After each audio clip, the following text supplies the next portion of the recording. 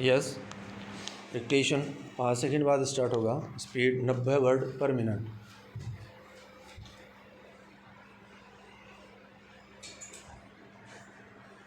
Yes, start. अंग्रेज़ों ने भारत को स्वतंत्र तो किया, मगर हिंदुस्तान और पाकिस्तान में बांटकर दोनों देशों को सांप्रदायिकता की आग में झुलसने को के लिए छोड़ दिया, जिसका लेखिका अमृता प्रीतम ने अपने उपन्यास पिंजड़ में बड़ा ही सजीव वर्णन किया है। विराम।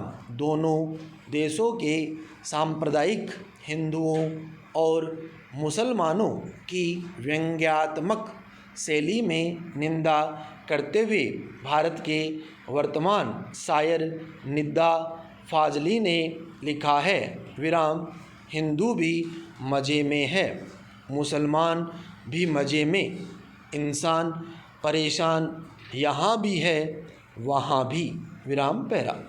इतिहासकार प्रोफेसर विपिन चंद्र का मानना है कि कांग्रेस ने प्रारंभ से ही छोटी से एकता की नीति अपनाई, जिसके अंतर्गत मध्यम वर्ग और उच्च वर्ग के मुसलमानों, जिन्हें मुसलमान समुदाय का नेता माना जाता था, को अपनी ओर करने का प्रयत्न किया। विराम। हिंदू और मुसलमान दोनों के द्वारा जनता की साम्राज्य विरोधी भावनाओं की सीधी अपील करने के स्थान पर यह मध्यम एवं उच्च वर्ग के मुसलमानों पर छोड़ दिया गया कि वे मुसलमान जनता को आंदोलन में सम्मिलित करें। विराम। इस प्रकार चोटी से एकता उपागम साम्राज्यवाद से लड़ने के लिए हिंदू मुस्लिम एकता को प्रोत्साहित नहीं कर पाया। विराम पैरा। संभवतः प्रारंभ में राष्ट्रीय नेतृत्व में यह अप्रत्यक्ष सहमति थी कि हिंदू, मुसलमान और सिख पृथक समुदाय हैं, जिनमें केवल राजनीतिक एवं आर्थिक मामलों में एकता है, परंतु धार्मिक, सामाजिक और सांस्कृतिक प्रथाओं में नहीं। विराम। इस प्रकार सांप्रदायिकता के बीज 20वीं शताब्दी के प्रथम चतुर्थांश में बोए गए। विराम। पाकिस्तान का नारा मुस्लिम लीग ने लाहौर में सर्वप्रथम वर्ष 1940 में दिया। विराम। मुस्लिम जनता के विभिन्न समूहों में पाकिस्तान के बारे में विभिन्न मत थे। मुसलमान कृषकों के लिए पाकिस्तान का अर्थ था हिंदू जमींदार के शोषण से मुक्ति। मुसलमान व्यापारी वर्ग के लिए इसका अर्थ था सुव्यवस्थित हिंदू व्यापारिक तंत्र से छुटकारा, जबकि मुसलमान बुद्धिजीवी वर्ग के लिए इसका अर्थ था बेहतर रोजगार के अवसर। विराम पैरा। भारत के संदर्भ में कहा जा सकता है कि हिंदू मुस्लिम सांप्रदायिकता के राजनीतिक और सामाजिक दोनों स्रोत थे और उनमें संघर्ष का उत्तरदायी केवल धर्म ही नहीं था। विराम। आर्थिक स्वार्थ और सांस्कृतिक एवं सामाजिक रीति रिवाज भी प्रमुख कारक थे, जिन्होंने दोनों समुदायों के बीच की दूरी को और बढ़ा दिया, और यही दूरी धीरे धीरे उग्र होकर घृणा, द्वेष एवं प्रतिशोध पर आधारित सांप्रदायिक हिंसा में तब्दील हो गई। विराम पैरा।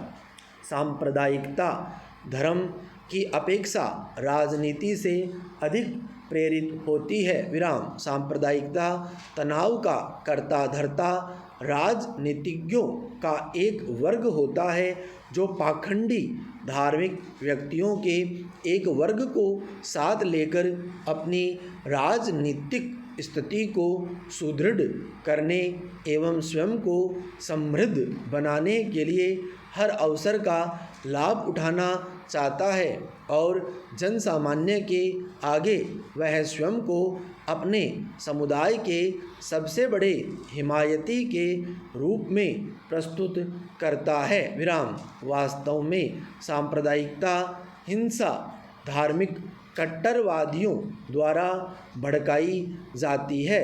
इसकी पहल असामाजिक तत्वों द्वारा की जाती है। विराम। राजनीति में सक्रिय व्यक्ति इसे समर्थन देते हैं। निहित स्वार्थी तत्व इसे वित्तीय सहायता प्रदान करते हैं और पुलिस एवं प्रशासकों की निर्दयता के कारण यह तेजी से फैलती है। विराम पैरा।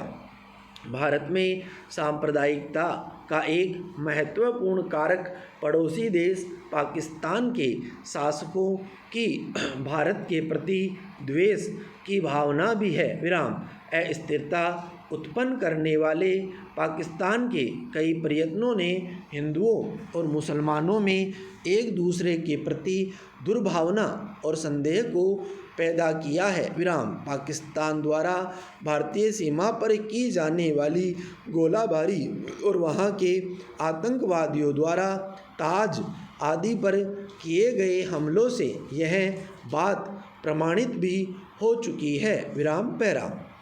यही बात भारत के कुछ हिंदू और मुस्लिम कट्टरपंथियों एवं संगठनों के लिए भी कही जा सकती है जो धर्म के नाम पर अपने ही देश में द्वेषपूर्ण भावनाएं भड़का रहे हैं। विराम। चाहे कश्मीर में हिंसा का मामला हो या राम जन्मभूमि बाबरी मस्जिद का विवाद हो या फिर वाराणसी में काशी विश्वनाथ मंदिर और उसके बराबर स्थित मस्जिद का विवाद, इस तरह के सभी प्रकरणों ने दोनों समुदायों के रिश्तों में खटास पैदा की है। विराम।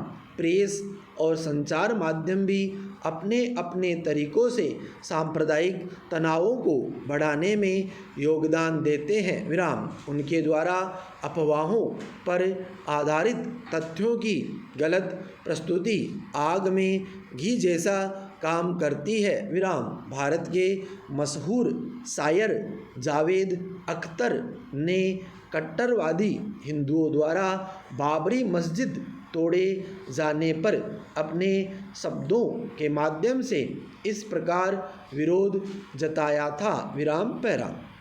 सांप्रदायिक हिंसा की यदि व्याख्या की जाए तो कहा जा सकता है कि लोग हिंसा का उपयोग इसलिए करते हैं क्योंकि वे असुरक्षा एवं चिंता से ग्रसित होते हैं। विराम। इन भावनाओं एवं चिंताओं की उत्पत्ति उन सामाजिक अवरोधों से होती है जो दमनात्मक सामाजिक व्यवस्थाओं और सत्ताधारी अभियोजनों द्वारा उत्पन्न किए जाते हैं। विराम। व्यक्ति की पृष्ठभूमि एवं पालन पोषण के कारण उसमें ऐसी भावनाओं का जन्म होता है। विराम पैरा। सांप्रदायिक दंगों से निपटने के लिए कुछ महत्वपूर्ण प्रभावी कदम उठाए जा सकते हैं, जैसे सांप्रदायिक मानसिकता रखने वाले राजनीतिज्ञों को चुनाव लड़ने से वंचित करना, धर्मांध लोगों के विरुद्ध निरोधात्मक कार्यवाही करना, पुलिस विभाग को राजनीतिज्ञों के नियंत्रण से मुक्त करना। विराम स्टॉप।